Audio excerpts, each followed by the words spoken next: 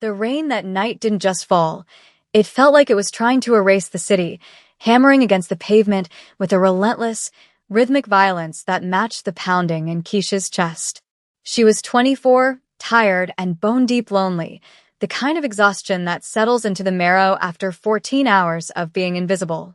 Working as a secretary at 24/7 Global Logistics wasn't just a job, it was a daily exercise in humiliation, a place where her diligence was treated as a doormat for others to wipe their ambition on.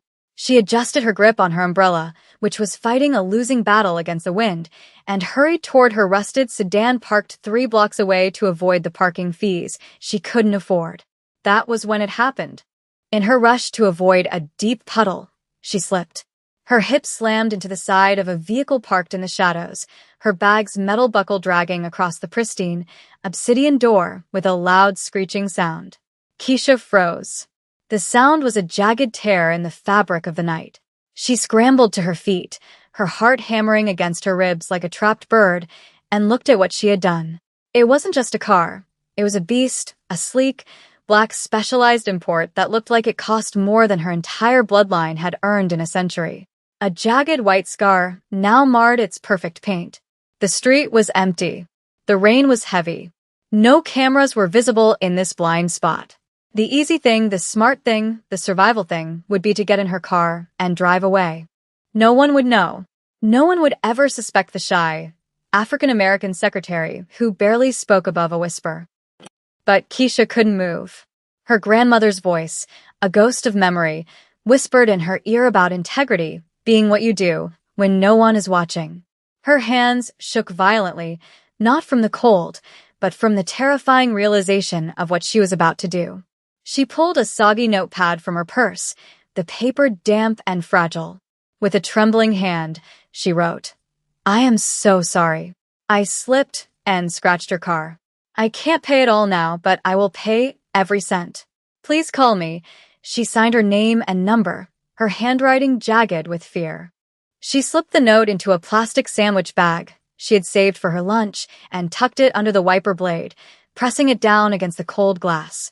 She stared at it for 1 second, a death sentence for her savings, a confession of guilt in a world that rewarded liars, and then she ran.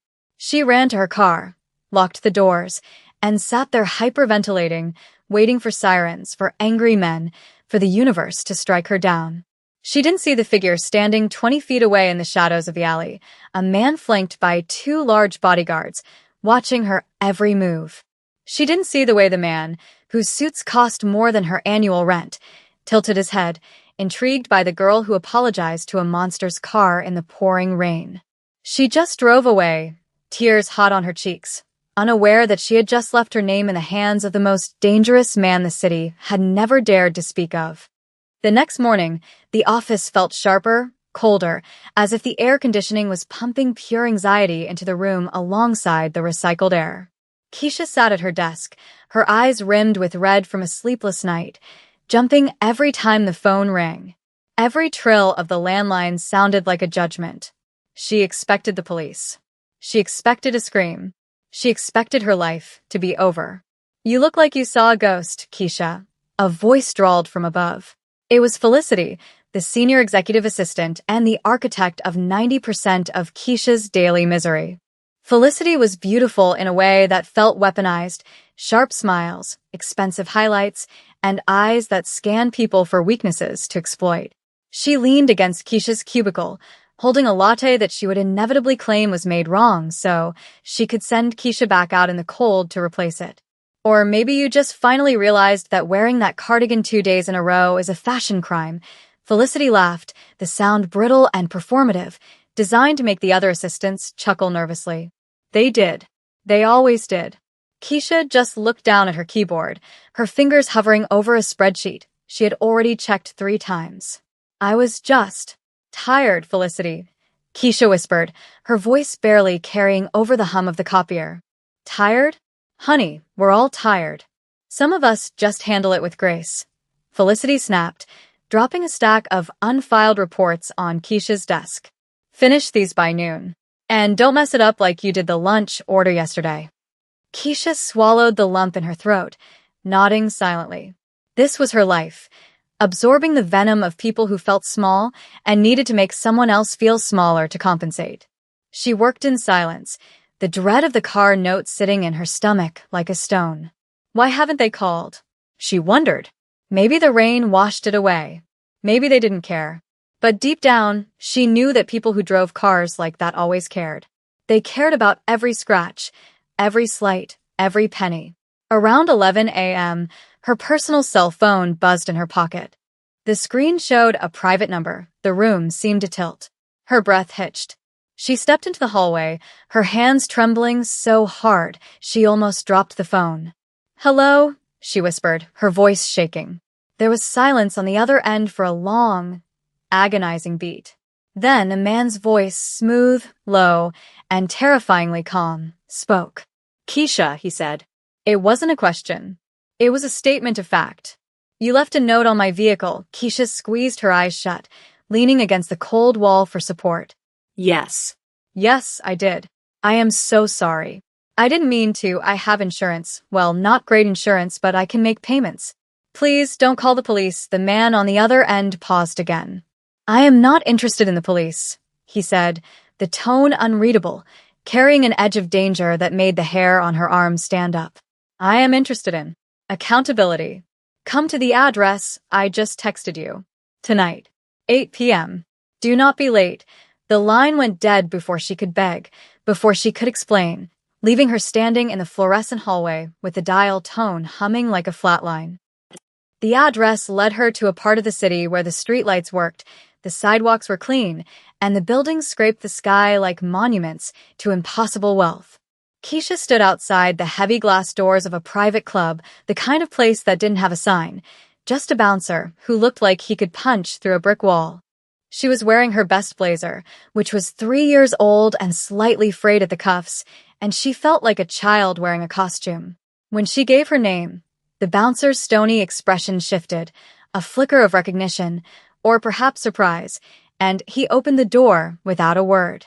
Inside, the air smelled of expensive scotch, leather, and silence. It was dark, lit only by amber recessed lighting. She was led to a back room, a private lounge where a single man sat on a velvet sofa. He was Korean, perhaps in his early 30s, with a jawline that could cut glass and eyes that were darker than the rainstorm from the night before. This was Min Ho Kong. She didn't know the name yet, didn't know he was the heir to a logistics empire that operated in the gray zones of international trade, didn't know that rival CEOs whispered rumors about what he did to people who crossed him. She only saw a man who radiated absolute, terrifying power.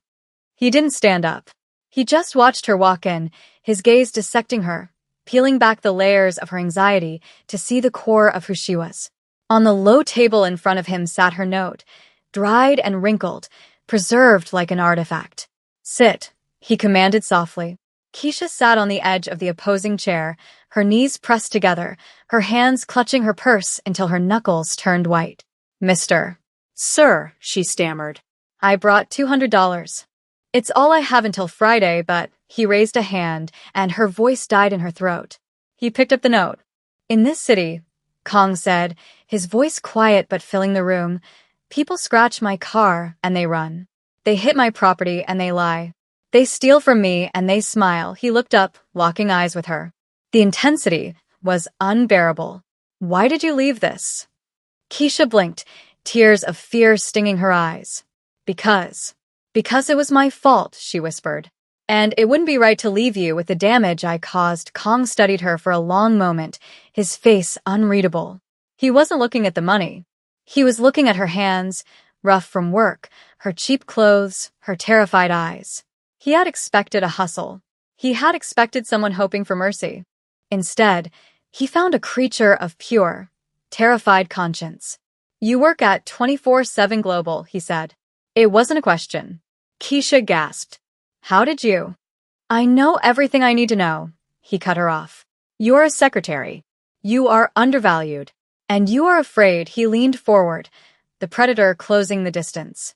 "I don't want your money, Keisha." The next week at 24/7 Global Logistics began with a hurricane of rumors. There was talk of a buyout, of a hostile takeover, of foreign investors coming to clean house. The chaotic energy in the office was palpable, Managers were shredding documents, and Felicity was applying fresh lipstick every 20 minutes, checking her reflection in her phone. "I heard the new director is terrifying," Felicity gossiped loudly, leaning over Keisha's desk. "They say he fired an entire board of directors in Seoul just by walking into the room and staring at them." "I bet he's single," she laughed, tossing her hair. "Make sure you stay out of the way when he arrives, Keisha. We don't want to look." "Low budget," Keisha didn't respond. She was trying to stop her hands from shaking. She knew who was coming. She hadn't slept since the meeting in the private club. Mr. Kong hadn't told her what he wanted from her, only that the debt was pending and that he would be seeing her soon. She felt like a mouse trapped in a cage with a snake that wasn't hungry yet. At 10 a.m. sharp, the elevator door slid open, and a hush fell over the office that was so heavy it felt physical. A phalanx of men in dark suits marched out, moving with military precision. In the center of them was Min-ho Kong. In the daylight, under the harsh fluorescent lights, he looked even more dangerous.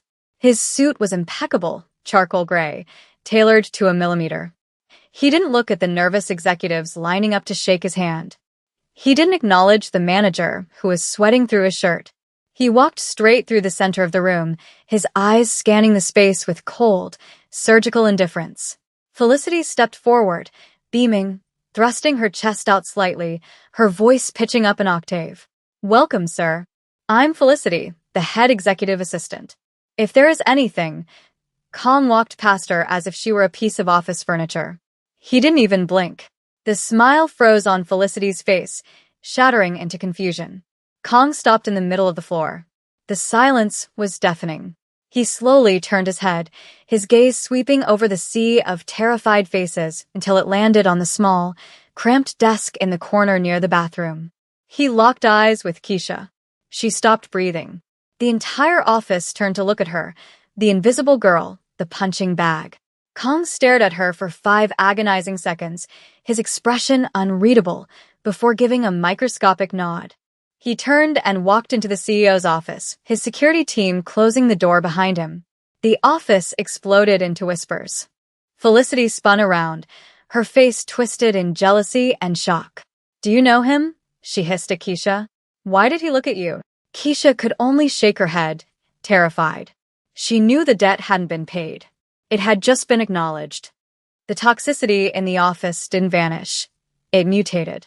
Now, instead of just being ignored, Keisha was a target of suspicion.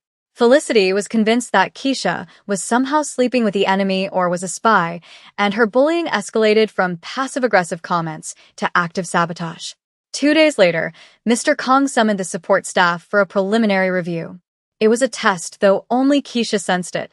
They were gathered in the conference room, Felicity, Keisha, and 2 others. Kong sat at the head of the table, reviewing files, his silence stretching the tension until it snapped. "The quarterly reports for the logistics merger," Kong said without looking up. "They are missing the risk assessment data. Who prepared this?" The room went cold. Felicity had prepared the file, but in her haste to flirt with the new VP of sales, she had skipped the appendix. Keisha saw Felicity's eyes dart around, panic rising. Then, Felicity's gaze landed on Keisha. "It was Keisha, sir." Felicity lied, her voice smooth and practiced. "Asked her to compile the data yesterday. She must have forgotten. She's been very distracted lately." The lie hung in the air, gross and heavy. The other assistants looked down, afraid to contradict the queen bee. Keisha's heart slammed against her ribs. It was the car accident all over again. A moment where she could stay silent and survive, or speak up and be crushed. But this time, the stakes were her livelihood. She looked at Kong. He wasn't looking at the file. He was looking at her, waiting. He knew. She realized with a jolt that he probably knew exactly who did what. He was the man who had tracked her down from a license plate in 12 hours. This was the test. Keisha started, her voice trembling. Felicity glared at her, a warning in her eyes. "I did not prepare that section," Keisha said, her voice shaking but clear. "But I did proofread the final copy, and I should have caught the omission. I apologize for letting it slip through." She didn't accept the lie, but she took responsibility for the team's failure. It was a nuanced, honest defense. Felicity scoffed. Oh, please. You just forgot. Kong slammed the file shut. The sound was like a gunshot. He stood up, walking slowly around the table toward them. He stopped behind Felicity. In my experience, Kong said softly, people who lie about small things will lie about big things. And people who own their mistakes even when it is painful. He walked past Felicity and stopped in front of Keisha. Are the only ones I can trust with my money. He dropped a new file on Keisha's desk.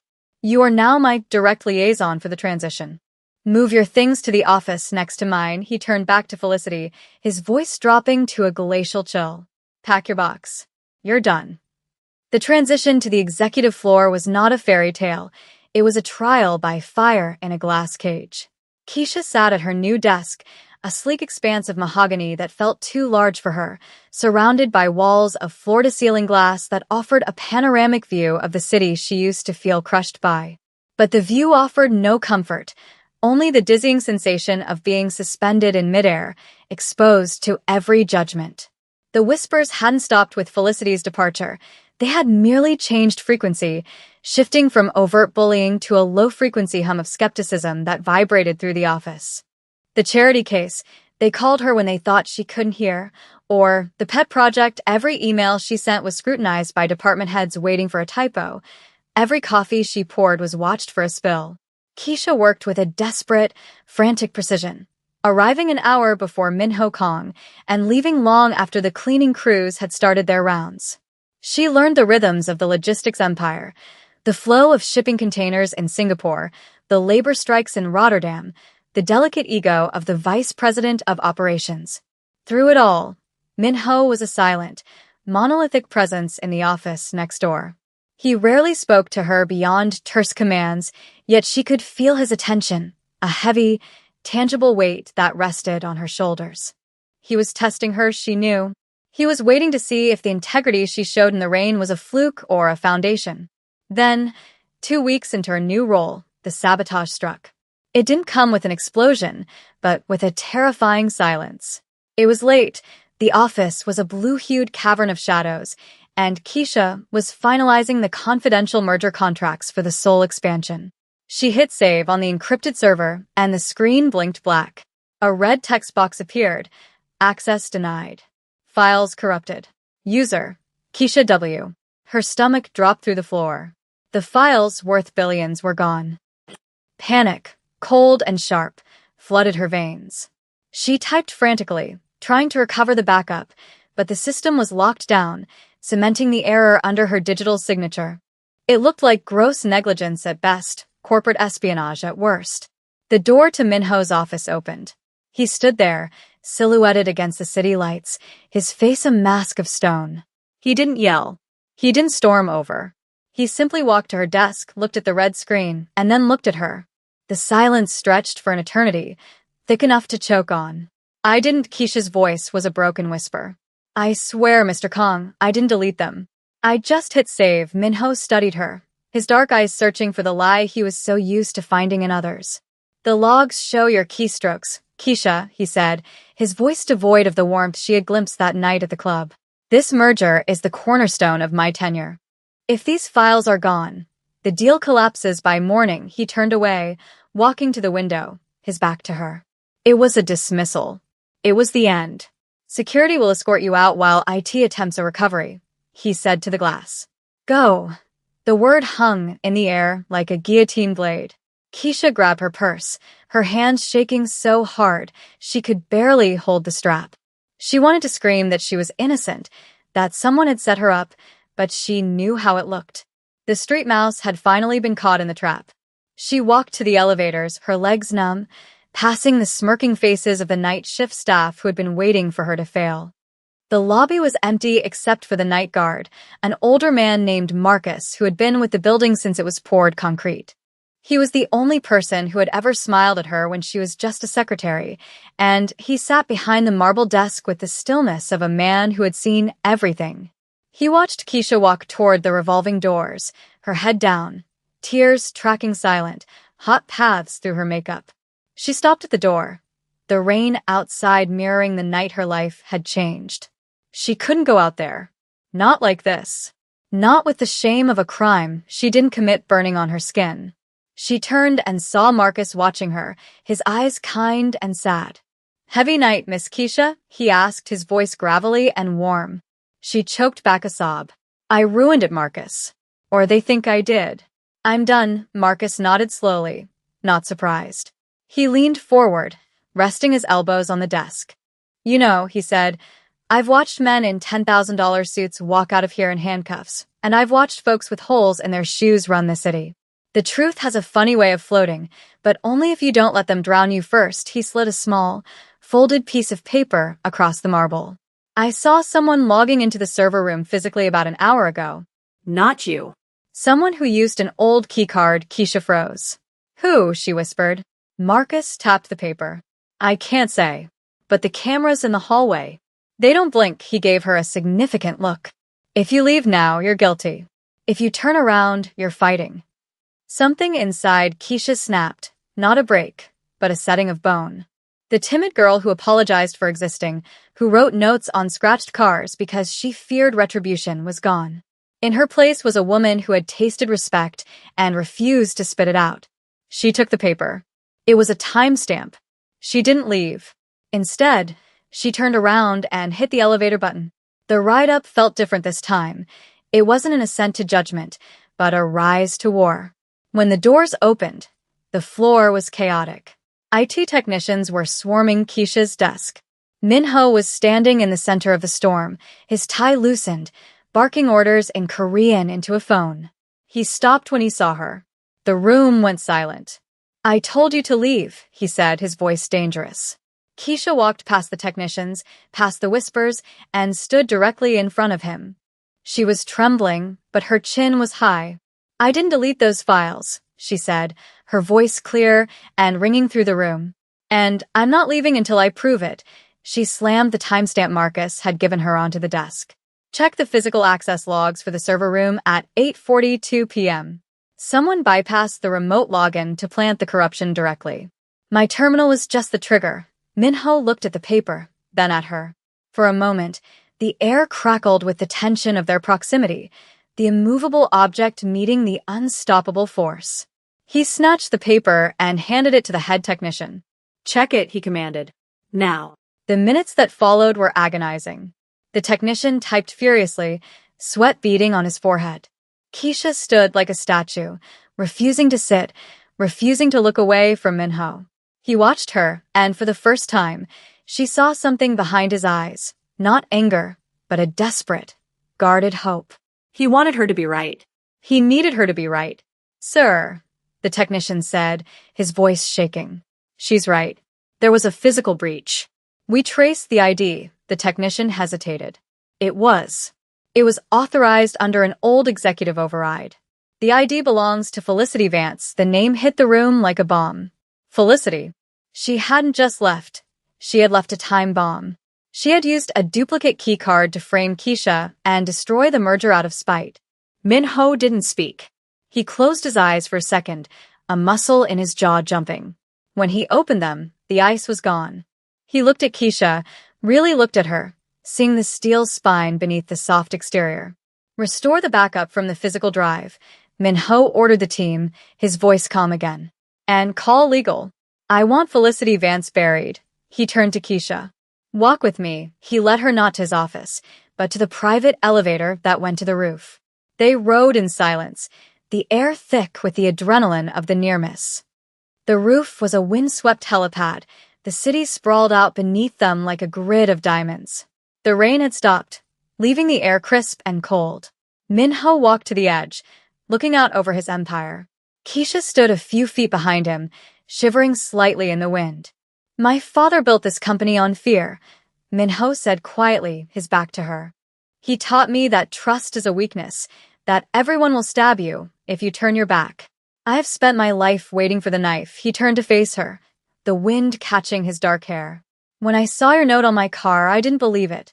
I thought it was a trap, a ploy to get close to me. No one apologizes in this world, Keisha. No one takes responsibility unless they are forced." He took a step toward her, his gaze intense. "Tonight, I thought I was right. I thought you were just another lie, He reached into his jacket pocket and pulled out her old, crumpled note, now laminated in a thin protective plastic. He held it up. But you came back. You fought for your name. You are the only thing in this entire city that is real. Keisha felt the tears finally spill over, the tension leaving her body in a rush. I couldn't let you think I was like them, she whispered. Minho stepped closer, close enough that she could smell the sandalwood and rain on him. I don't, he said softly. Keisha, tomorrow is the shareholder meeting. They will want blood for the scared knight. Stand next to me, not as a secretary, as my partner in this. The shareholder meeting was a Shark Tank. 50 of the most powerful investors in Asia and America sat around a table that cost more than Keisha's childhood home. The air was hostile. News of the data breach had leaked, and they were smelling weakness. Minho stood at the head of the table, Keisha at his right hand. She wore a new suit, sharp and tailored, purchased with her first real paycheck. She didn't look down. She looked them in the eye. A heavy-set man with a cigar, Mr. Sterling, slammed his hand on the table. This is incompetence, Kong. A breach of this magnitude during a merger? We hear it was your new assistant, he sneered the word, casting a dismissive look at Keisha. We demand a restructuring. You are losing your grip. The murmurs of agreement were loud. Minho stayed silent, letting them vent, his face impassive. He waited until the room quieted, the tension stretching to a breaking point. Then he looked at Keisha. She stepped forward, connecting her tablet to the main screen. Mr. Sterling, Keisha said, her voice steady, projecting to the back of the room. The breach was not incompetence. It was an attack. And it has been neutralized. On the giant screen behind her, the logs appeared, not the corrupted files, but the security footage of Felicity entering the server room, followed by a digital trail of the money transfer Felicity had accepted from Mr. Sterling's own shell company to perform the sabotage. The room gasped. Mr. Sterling turned a violent shade of purple. This is preposterous, he sputtered. This is the truth. Keisha cut him off, her voice gaining strength, ringing with the authority of someone who had nothing to hide. We recovered the files. The merger is secure. And we have identified the leak in this room. She looked directly at Sterling. It isn't us, Minho stepped forward then, his presence overwhelming. You tried to break my company by attacking the one person you thought was weak, Minho said, his voice low and lethal. You made a miscalculation. You assumed she would fold. You assumed she had a price. He placed a hand on Keisha's shoulder, a public declaration of protection and equality. Security is waiting for you, Sterling. Get out of my building. The silence that followed was absolute. Then, one by one, the other shareholders nodded. Respect. Fear. Acknowledgement. Keisha breathed out, feeling her heart settle. She hadn't just survived. She had rewritten the rules. 3 months later, the rain was falling again, but it looked different from the passenger seat of the black specialized import. Minho was driving, which his security team hated, but he insisted. They pulled up to the curb of the old coffee shop where Keisha used to buy her cheap lunches. She looked at the window, seeing her old life like a distant memory. She turned to Minho. He was watching her, a small, genuine smile touching his lips, a rare expression reserved only for her. Why here? She asked. He reached into the glove compartment and pulled out a small box. Inside was a key, not to a car, but to an office. The director of operations needs a new office, he said. One with a view. Keisha took the key, feeling the weight of it. I scratched your car, she laughed softly, a sound of pure relief. And now you're giving me an empire. Minho looked out at the rain, then back at her. You didn't scratch a car, Keisha. You woke me up. He started the engine, the purr of the machine deep and powerful.